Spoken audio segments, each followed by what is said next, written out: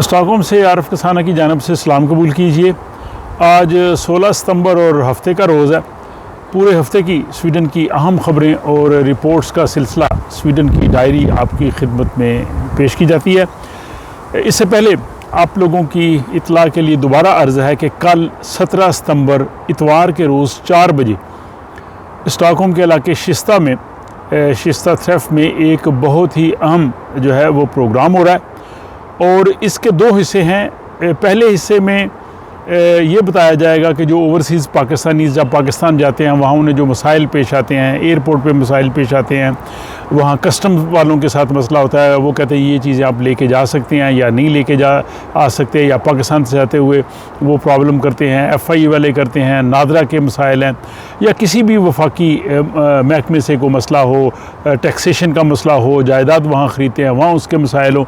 तो तमाम मसाइल के हवाले से कल जो है वो आगाही मुहिम दी जाएगी। उसमें वफाकी टैक्स मुतसिब उनका पैगाम भी होगा और ओवरसीज़ पाकिस्तानीज़ के जो कमिश्नर हैं वफाकी मुतसिब ऑफिस में उनका भी, और तमाम तर आपको वो मालूमात दी जाएंगी जो हर ओवरसीज़ पाकिस्तानीज़ के लिए बहुत ही फ़ायदेमंद होगी कि अगर वो पाकिस्तान जाता है और वहाँ उसको मसाइल पेश आते हैं तो उसके लिए क्या करना चाहिए।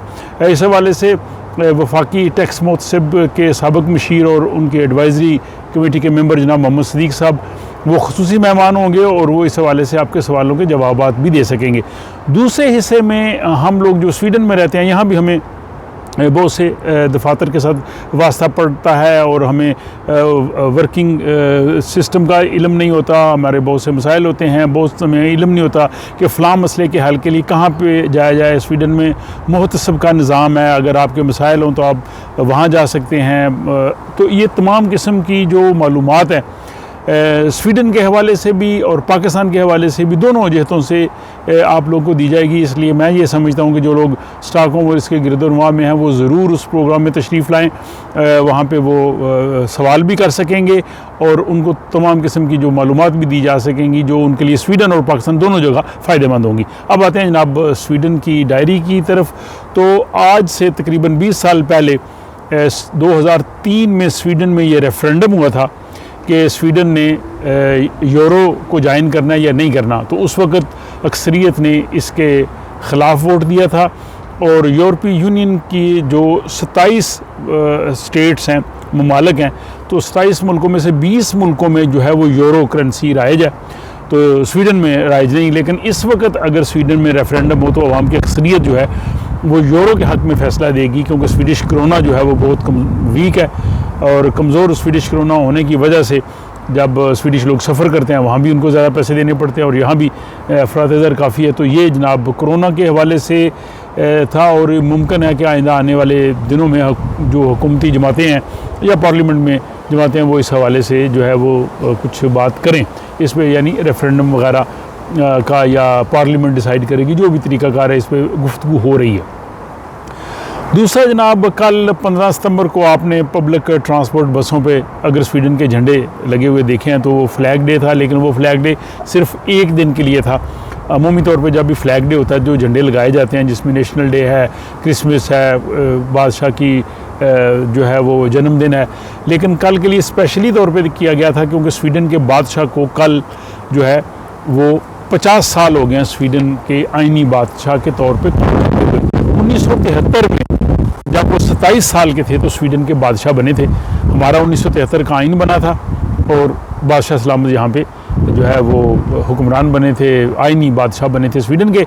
और बादशाह ने उपसाला यूनिवर्सिटी से तालीम हासिल की है, लेकिन आप लोग शायद जानते होंगे कि उनको पढ़ने में दुश्वारी है, जिसको डिसलेक्सी कहते हैं। तो उसमें जो उनके पढ़ने में उनको दिक्कत आती है, उनके बल्कि जो बेटे हैं शहज़ादा उनको भी ये मसला दरपेश है। बहरहाल आज 16 सितंबर को बादशाह मलका के हमरा स्टॉकहोम की गलियों में जो है वो गुजरेंगे और आवाम उनका इस्तकबाल करेंगे और आवाम को वो जो है वो उनके इस्तकबालिया जो हैं उनका जवाब भी देंगे। तो ये आप अगर आप आज स्टॉकहोम में हैं तो आप शायद किसी स्ट्रीट से बादशाह और मलका को गुजरते हुए देख सकेंगे। पुलिस ने काफ़ी इसके हवाले से सिक्योरिटी के इंतजाम किए हैं और सिक्योरिटी के हवाले से स्वीडन में बड़ा परेशान कुन ये जो हफ़्ता गुजरा है 6 सितंबर से ये इंतहाई परेशान कुन हफ्ता गुजरा, खुसूसन उपसाला और स्टॉकहोम के केस में तकरीबन 6 से ज़्यादा वाक़यात हुए हैं, गोली चलाने के वाक़यात, धमाकों के वाक़यात, और 3 जो है वो टीनेजर उनकी डेथ हुई है, एक 25 साल शख्स की हुई है, एक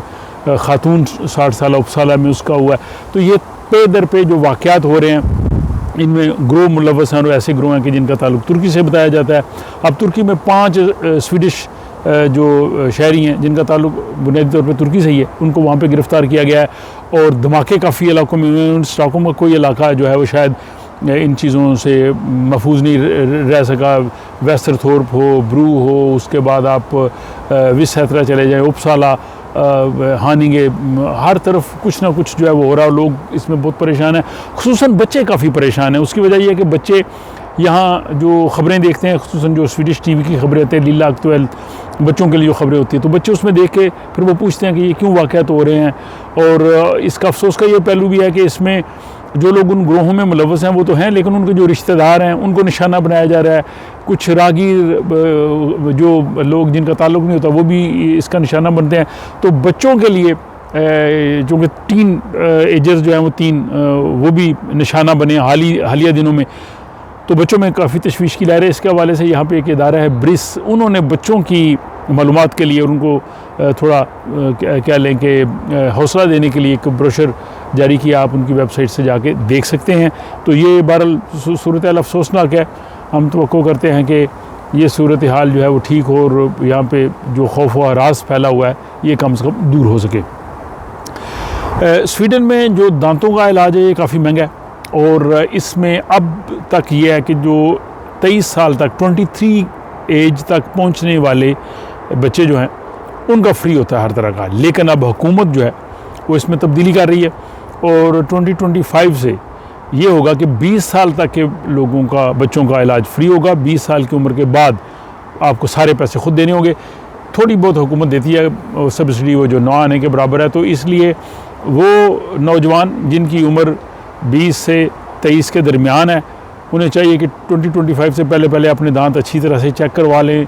अगर उनको ज़रूरत है तो ठीक करवा लें, क्योंकि फिर 25 के बाद अगर आप 20 साल क्रॉस कर देंगे तो आपको पैसे खुद ही देने पड़ेंगे या आपके माँ बाप को देने पड़ेंगे। और दूसरा जनाब यह है कि यहाँ पर प्लास्टिक बैग जब हम शॉपिंग करते हैं, आपको पता है वो 6-7 करोड़ का मिलता है, उस पर 3 करोड़ फ़ी बैग टैक्स आयद किया गया था ताकि लोग बैग कम इस्तेमाल करें, माहौल साफ़ रहे, प्लास्टिक ज़्यादा ना फैले। उसका वजह से जो है वो कम अब लोग ख़रीदते हैं। लेकिन अब हुकूमत ने फैसला किया कि वो टैक्स 3 करोड़ वापस ले लिया जाए, तो शॉपिंग बैग तो सस्ते हो जाएंगे, वो फिर 3 करोड़ का हो जाएगा। लेकिन शायद इसमें जो माहौलियाती तंजीमें उन्होंने तनकीद किया कि इस तरह से फिर वही मसाइल होंगे। लेकिन दूसरी तरफ ये कहते हैं कि लोग अब यूज़ टू हो गए हैं।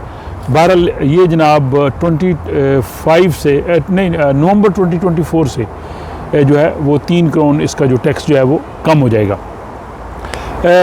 अब बात करते हैं कि जो स्वीडिश लोग यूरोपीय यूनियन के तहत जो प्रोजेक्ट्स होते हैं या यूरोपीय यूनियन के जो दफातर होते हैं उनमें जो मुलाजमत करते हैं, तो इस वक्त तकरीबन 1000 के करीब स्वीडिश जो है वो मुलाजमत वहाँ कर रहे हैं। और बहुत से लोग जो हैं वो पेंशनर हो रहे हैं, छोड़ रहे हैं। तो नए लोगों के लिए जॉब वहाँ लेना थोड़ा मुश्किल हो रहा है। स्वीडन से जो लोगों की तादाद है वो चाहती है कि वहाँ पर यूरोपीय यूनियन में जाके वो जॉब करे, लेकिन उनके लिए शराइत भी काफ़ी ज़्यादा। और इस वक्त कुल तकरीबन यूरोपीय यूनियन के जो मुलाजमीन की तादाद है तमाम यूरोपीय यूनियन के ममालिक से वो 30,000 के करीब है। यहाँ हुकूमत ने जो है वो स्नोस जो तंबाकू मुँह में लिया जाता है उस पर टैक्स जो है वो कम कर रही है, उसमें 3 करोड़ कम कर रही है, लेकिन सिगरेट पे बढ़ा रही है। तो इसमें जो लोग सिगरेट पीते हैं ज़ाहिर है उनके लिए भी है मसला कि उनको ज़्यादा पैसे देने पड़ेंगे। लेकिन दूसरे जो उस पर तंबाकू पर टैक्स हो रहा है, तो जो लोग चाहते हैं कि ये कम इस्तेमाल हो वो देखते हैं कि ये फैसला दुरुस्त नहीं है। बहरहाल ये जनाब हुकूमत का फैसला था। और यहाँ स्टॉकहोम में घर लेना जो है फ़र्स्ट हैंड कॉन्ट्रैक्ट पे हुकूमत से किराए पे जो मुख्तलिफ एजेंसीज़ हैं वो किराए पे घर देती हैं, वो काफ़ी दुश्वार होता जा रहा है और लाइन लंबी होती जा रही है। और इस वक्त तकरीबन 8,10,000 लोग जो हैं वो लाइन में खड़े हैं ताकि उनको स्टॉकहोम में मकान मिल सके। तो ये काफ़ी जो परेशानी है। दूसरी तरफ सारे प्रॉपर्टी की कीमतें भी हैं, इंटरेस्ट रेट भी बढ़ रहा है। तो ये सूरत हाल मकानों के हवाले से है। और आपने ख़बर सुनी होगी कि जो स्वाइन पिग सूरों में फैलने वाला जो मर्ज़ है वो उसकी वजह से परेशानी थी। अब उसके लिए उन्होंने काफ़ी सारे सूर जो हैं उनको हलाक किया है, और ताकि इस सूरत हाल को जो है वो कंट्रोल भी किया जा सके। और एक और ख़बर आपको दें कि वेरमलान में एक 55 साला शख्स ने अपनी साथी सांबू लिव टुगेदर था, उसको कत्ल करके उसके टुकड़े जो है वो अपने फ्रिज में छुपा दिए। और उस खातून के जो मिलने वाले थे वो पूछते रहे कहाँ हैं, तो उसको कभी कहता बीमार है, कभी इधर है उधर है। तो अब पुलिस ने उसको गिरफ़्तार किया, अब उसके खिलाफ अदालत में केस चल रहा है। तो उसने कहा कि मैंने उसको दफन करना था लेकिन मैं दफन नहीं कर सका, तो मैंने उसको ऐसे कर दिया, टुकड़े उसके करके फ्रिज में रख दिया। तो देखें जनाब, ये कितना हौलनाक किस्म का जो है वो सफाकी के साथ उसने ये काम किया है।